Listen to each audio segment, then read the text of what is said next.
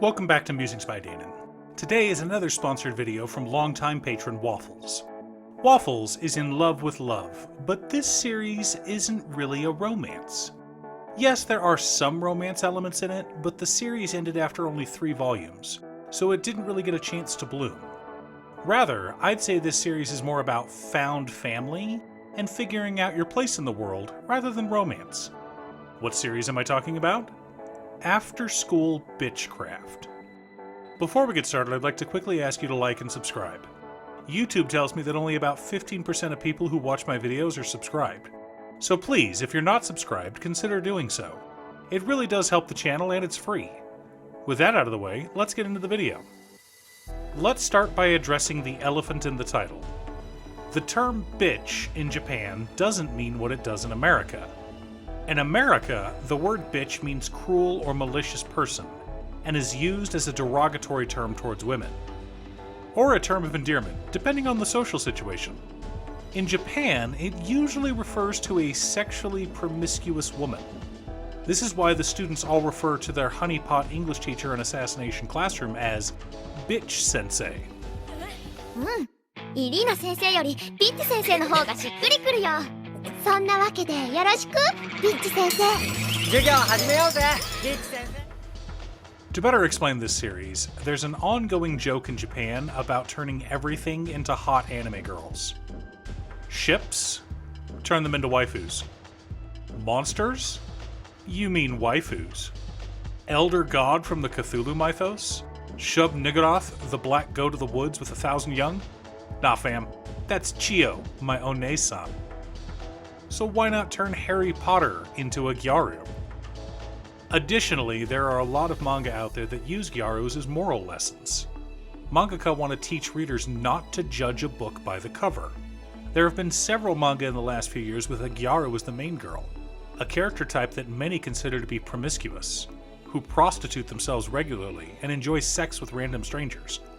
After all, why else would she flash her cleavage and wear outrageous makeup, if not to attract the wrong sort of attention? The thing is, outside of doujins, most Gyaru in today's manga are innocent, with no experience in dating. The first episode of More Than a Married Couple But Not Lovers, we find out that Akari had never even kissed a boy before. Marin from My Dress-Up Darling had never felt romantic feelings towards someone before, and it took her a bit to realize what she was feeling towards Gojo. And Fuyuki from Hokkaido Gals just wants to have fun and be friends with the main character. At least, at first. And while Rurika Kirase might not be quite as innocent as Fuyuki or Marin, she is still very inexperienced. And adorable. As a Gyaru, no one expects her to do well in school. Her parents have never once praised her. They always shut her down and wouldn't even let her try and grow. But you see, Rurika has a dream. She wants to be a veterinarian. She realizes she needs help with her studies, especially chemistry. So rather than hanging out with her friends after school, she goes and visits the chemistry lab. The problem is, the chemistry teacher, Renji Fuyumi, is only doing this job to pay his bills. As a sorcerer who was banished from the organization for committing a taboo, his funding was cut off. So Renji's gotta work to make money. So he doesn't bother engaging his students, he doesn't really put much effort into teaching at all, just goes through the motions. After school, he heads to the science lab and seals the door with magic. He recites words of power, and a massive arcane circle appears on the floor. Suddenly, the door to the chemistry lab flies open. There stands Rurika. Renji is in shock. Is she someone from the organization sent to hunt down rogue sorcerers? But no. Rurika just wanted help with her homework. Please, sensei, you gotta help me.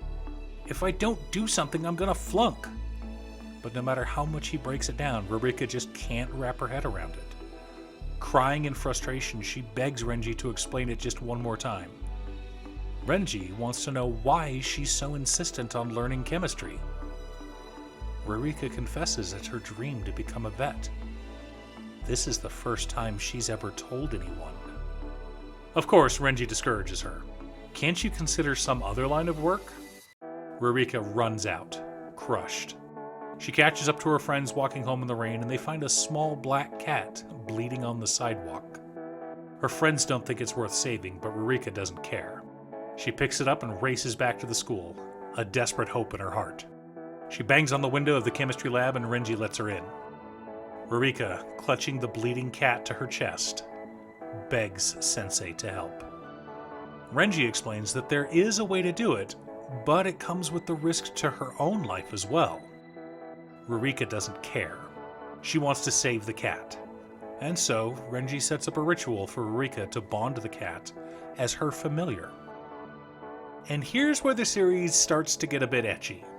Renji tells Rurika to strip, because her clothes are soaking wet, and water could interfere with the ritual. Wrapping a cloth around her body, Rurika stands in the circle as Renji casts the spell.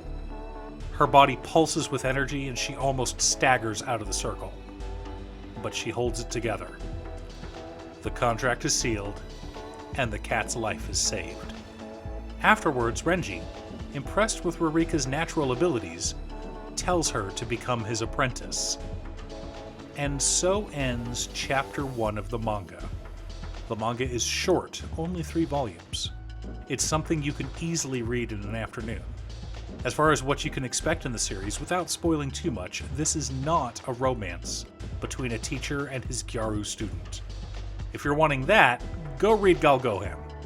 Instead, this is a manga about finding your place in the world. And while you might not end up where you wanted, if you keep trying, and you're honest with yourself, you'll get what you need. I'll post links below so you can pick up the series on either Bookwalker or Amazon.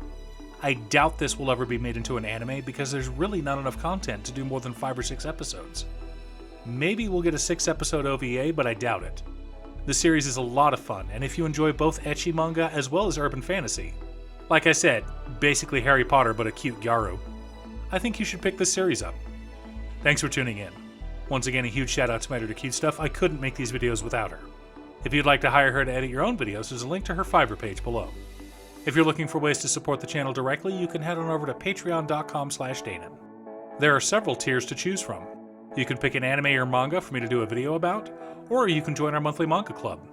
I also wanted to give a quick shout out to all of my patrons: Jiraiya, Waffles, Muffins, Casey, Nick, Marcus, Black Dragon, Phoenix of Ice, Daniel, Kyo, and Squishy.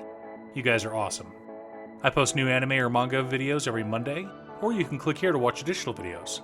Again, thanks for watching, and I'll see you all again next time on Musings by Danon.